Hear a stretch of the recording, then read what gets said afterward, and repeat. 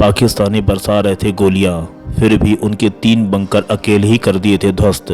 ऐसी है परमवीर चक्र विजेता कैप्टन मनोज पांडे की कहानी। मैं आप लोगों के लिए ऐसी ही सत्य घटना पर कहानियां लेकर आता हूं, इसलिए थोड़ा समय निकाल कर जरूर देखिए। भारत के वीर जवानों ने कई बार पाकिस्तान सेना को धूल चटाई है। आज हम बात कर रहे हैं कारगिल युद्ध में अपने अदम्य साहस और नेतृत्व का परिचय देने वाले कैप्टन मनोज पांडे के बारे में। 11 गोरखा राइफल की पहली बटालियन ने सियाचिन में 3 महीने तक अपना कार्यकाल पूरा किया था और सारे अफसर और सैनिक पुणे में पीस पोस्टिंग का इंतजार कर रहे थे। बटालियन की एक एडवांस पार्टी पहले ही पुणे पहुंच चुकी थी और सारे सैनिकों ने अपने जाड़े के कपड़े और हथियार वापस कर दिए थे और ज्यादातर सैनिकों को छुट्टी पर भेज दिया गया था। दुनिया के सबसे ऊंचे युद्ध क्षेत्र सियाचिन में लड़ने के अपने अलग ही नुकसान हैं। विरोधी सेना से ज्यादा तो जालिम वहां का मौसम है। जाहिर है कि सारे सैनिक बुरी तरह थक चुके थे। करीब करीब हर सैनिक का 5 किलो वजन कम हो चुका था। तभी अचानक आदेश आया कि बटालियन के बाकी सैनिक पुणे न जाकर कारगिल के बटाली की तरफ बढ़ेंगे, जहां पाकिस्तानी की भारी घुसपैठ की खबर आ रही थी। मनोज पांडे ने हमेशा आगे बढ़कर अपने सैनिकों का नेतृत्व किया है।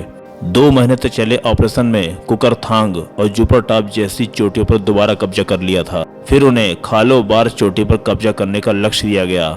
इस पूरे मिशन का नेतृत्व सौंपा गया कर्नल ललित राय को। उस मिशन को याद करते हुए कर्नल ललित राय बताते हैं कि हम चारों तरफ से घिरे हुए थे। पाकिस्तानी हमारे ऊपर बुरी तरह से छाए हुए थे क्योंकि वो लोग ऊंचाई पर थे और हम लोग नीचे थे। उस समय हमें बहुत सख्त जरूरत थी एक जीत की, जिससे हमारे सैनिकों का मनोबल बढ़ सके। कर्नल रॉय बताते हैं कि खालोबार टॉप सामरिक रूप से बहुत ही महत्वपूर्ण इलाका था। वो एक तरह से कम्युनिकेशन हब था हमारे विरोधियों के लिए। हमारा मानना था कि अगर वहां हमारा कब्जा हो जाता तो पाकिस्तानियों के दूसरे इलाके कठिनाई में पड़ जाएंगे और उनको रसद पहुंचाने और उनके भागने का रास्ता बंद हो जाएगा। इस हमले के लिए गोरखा राइफल की 2 कंपनी को चुना गया। कर्नल ललित राय भी उनके साथ चल रहे थे। अभी थोड़ी ही दूर बढ़े थे कि पाकिस्तानियों ने उन पर भारी गोलाबारी शुरू कर दी और सभी सैनिक तितर बितर हो गए। कर्नल ललित राय बताते हैं 60 से 70 मशीन गने और तोपों के गोले हमारे ऊपर बरस रहे थे। वो लोग रॉकेट लॉन्चर और ग्रेनेड का भी इस्तेमाल कर रहे थे। मशीन गन की गोली की रफ्तार 2900 फीट प्रति सेकंड होती है। अगर वो आपके बाजू से भी गुजर जाए तो लगता है किसी ने आपको जोर का धक्का मारा है। जब हम लोग खालोबार टॉप से करीब 600 गज नीचे थे तो इलाकों से बहुत ही मारक और नुकसानदायक फायर हमारे ऊपर किए जा रहे थे। कमांडिंग अफसर होने के रूप में मैं बहुत दुविधा में था। अगर हम आगे चार्ज करेंगे तो हो सकता है कि हम सब मारे जाएं और तब इतिहास कहेगा कि कमांडिंग ऑफिसर ने सबको मरवा दिया, और अगर हम चार्ज नहीं करेंगे तो लोग कहेंगे इन्होंने अपना लक्ष्य हासिल करने की कोशिश ही नहीं की। तब मैंने सोचा कि मुझे 2 टुकड़ियां बनानी चाहिए जो सुबह होने से पहले वहां पहुंच जाए, वरना दिन की रोशनी में हम सबका बचना बहुत मुश्किल हो जाएगा। इन हालात में मेरे सबसे करीब जो अफसर था वो था कैप्टन मनोज पांडे। मैंने मनोज से कहा कि तुम प्लाटून लेकर आगे बढ़ो। मुझे ऊपर 4 बंकर नजर आ रहे हैं, तुम उन पर धावा बोलो और उन्हें खत्म करो। इस युवा अफसर ने 1 सेकंड के लिए भी झिझक नहीं दिखाई और रात के अंधेरे में कड़ाके की ठंड में भयानक बमबारी के बीच वो ऊपर चढ़ गया। मनोज ने अपनी राइफल के ब्रीच लॉक को ऊनी मोजे से ढक रखा था ताकि बेतहाशा ठंड में जाम न हो जाए, क्योंकि उस समय का तापमान 0 से नीचे जा रहा था। तब भी सीधी चढ़ाई चढ़ने के कारण भारतीय सैनिकों के कपड़े पसीने से भीग गए थे। हर सैनिकों के पास 1 लीटर पानी की बोतल थी, लेकिन आधा रास्ता पार करते करते सभी का पानी खत्म हो चुका था। वैसे तो चारों तरफ बर्फ पड़ी हुई थी, लेकिन बारूद की वजह से इतनी प्रदूषित हो गई थी कि उस बर्फ को खाया नहीं जा सकता था। मनोज ने अपने सूखे होठों पर जीभ फिराई और उन्होंने अपनी पानी की बोतल को हाथ तक नहीं लगाया। उसमें 1 घुट पानी था, लेकिन मनोवैज्ञानिक कारणों से वो 1 घुट पानी को मिशन के अंत तक बचा के रखना चाहते थे। मनोज ने ऊपर जाकर रिपोर्ट किया कि यहाँ 4 नहीं 6 बंकर हैं और हर बंकर से 2-2 मशीन गन हमारे ऊपर फायर बरसा रहे हैं।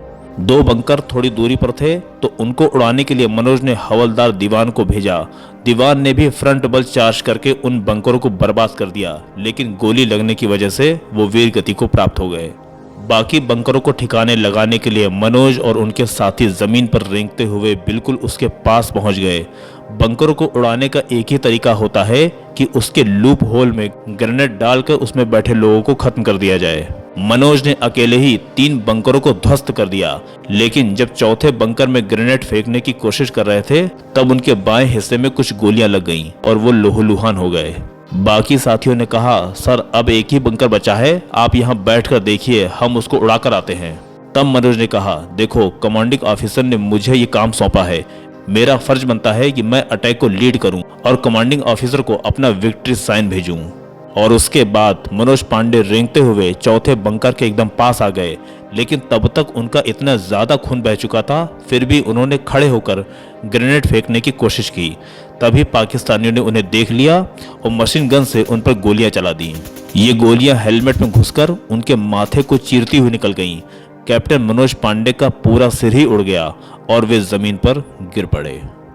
इस अद्वितीय वीरता के लिए कैप्टन मनोज पांडे को मरणोपरांत भारत का सबसे बड़ा वीरता का सम्मान परमवीर चक्र दिया गया। कैप्टन मनोज पांडे के लिए इस वीडियो को लाइक कीजिए और चैनल को सब्सक्राइब कीजिए। धन्यवाद।